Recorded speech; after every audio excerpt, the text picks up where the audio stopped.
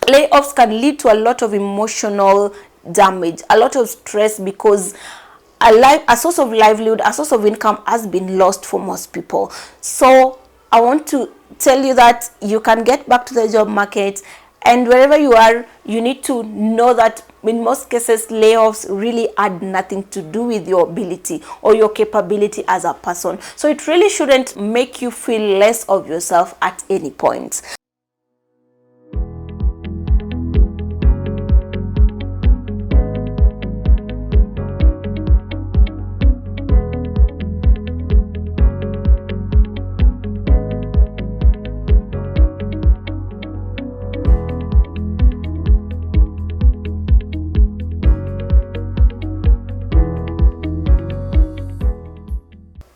Hi and welcome to another video. In today's video, I want to take you through steps that you can adopt to bounce back to the job market if you had gone through a layoff. The last years, and especially last year to be more specific, saw a lot of companies sending people home. Recently, just back to come back to our local markets, in Kenya alone, according to the FKE report, over 70,000 jobs were lost in the year 2023. And globally, more than 1,000 tech companies sent employees home. I know people get so worried when we see top companies sending people home, like last year when top companies were sending employees home. And you'll wonder what exactly is happening. So the high cost of running businesses has made many employers even considering, and the last FKE report said that more than 40% of companies are still considering sending people home. Already there are more than 70 Kenyans and more than 500,000 people globally who are outside due to the recent layoffs. And 40% of employers are still saying, that is in the Kenyan market, that they're likely to send more people home should the cost of business not go down. So what is it that is going to happen to the huge number of people who are outside employment?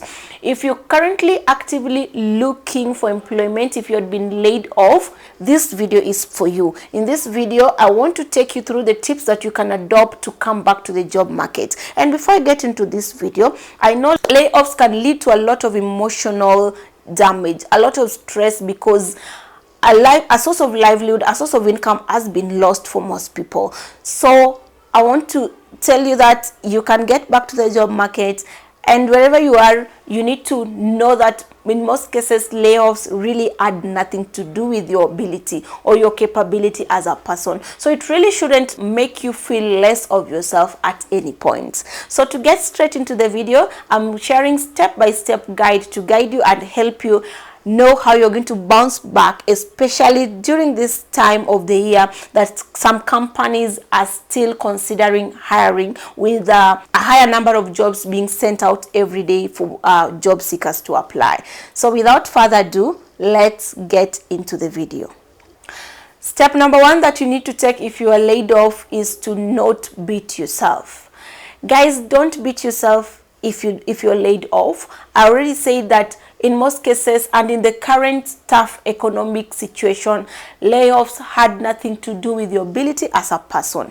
It may not be that you're the worst performing employee. It might not be that you're not giving value. It's only that the employer get to a point where they felt they had to reduce costs, and layoff was one of them, where the employer felt that they could not pay maybe the number of employees that they had, or again they had the tough economic situation made your employer feel that the weight of the employees' cost was taking too much on the business, and they had to make a getaway of ensuring that that cost was reduced. So don't beat yourself, and where you are, please don't take it personal. Don't make it let you think that maybe you're not able to do 1 or 2, 3. Begin to question your ability, lower your self-esteem, begin to question your skills or what you can do as an individual. The next tip is to allow yourself time to grieve. This is a source of income that was lost. This is a place that you're used to waking up every day to go to. So you need to take time to grieve. Don't suppress those emotions. When you feel like crying, when you feel like whatever it is that you feel like doing, so you need to free yourself up. Give yourself time to grieve. But I want to encourage you that don't take too long to concentrate on it, because it is going to even deny you the ability to look for jobs that are going to add value to you. So as you take your time to grieve, because it is a time for you to heal and get back, bounce back to the person that you are, leave the self-doubt, forgive yourself if you're thinking that it was because of you that you lost a job, and forgive your employer, because also this time maybe most people left employment feeling so agitated, saying, why me? Why is it that my employer didn't like me, my boss didn't like me, that is why he put my name in that list for people want to be laid off. So if that is what you've been going through, I want to tell you that it is perfectly okay, but allow yourself time to grieve and don't take too long before you bounce back. What grieving helps you to do, or allowing yourself time to go through it, it helps you to release all those emotions and come back again to your senses, come back again to believe in yourself more, so that as you go out of that process, it's not going to interfere with your self-esteem in any way. The next step is to revamp your job search tools, because now it is time to bounce back and go back to the job market like nothing happened. So revamp your job search tools, and this is your CV, your cover letter, and be ready to embark on a job search journey, because again, we have to forget what happened in the past and embark on building a future, or rather a career that we desire. So how does your CV look like currently? Please pick out your CV, pick out your cover letter, and begin to apply for jobs. There are currently, in my introduction, I say that there are companies who are still hiring, and if you're keen enough, you'll notice that this period, January, February up to March, the employers was sending out a lot of job adverts. So see it, revamp your CV, align your CV to the different jobs that you're applying for, align your cover letter to the different jobs that you're applying for, and begin to send out your application to the opportunities that align to your experience and qualification. The next step, adopt a strategic networking. It is your network that is your net worth. So reach out to your network, let them know that you lost your job and you're currently open to opportunities. Reach out to your former colleagues, maybe they've gotten into other companies. Reach out to recruiters within your network. We are in an era where we are highly advantaged, because we have professional social platforms like LinkedIn that will really help you reach out to people who are currently hiring, connect with people in companies that you'll want to join, connect with the recruiters, connect with the decision makers who are in those companies, and let them know that you're currently looking. So take advantage of your current and your previous network to let them know that you're open to opportunities, and to ask them to refer you whenever they come across opportunities that meet your qualification and experience. The next step is to hone your interviewing skills. This is something that you cannot avoid, because you can get invited to so many interviews, or you can get called to so many jobs, but if you don't know, or if you're not going to be able to say what the employer wants to hear, or to convince an employer that you can do the job by the way that you interview, then it will be a more frustrating process.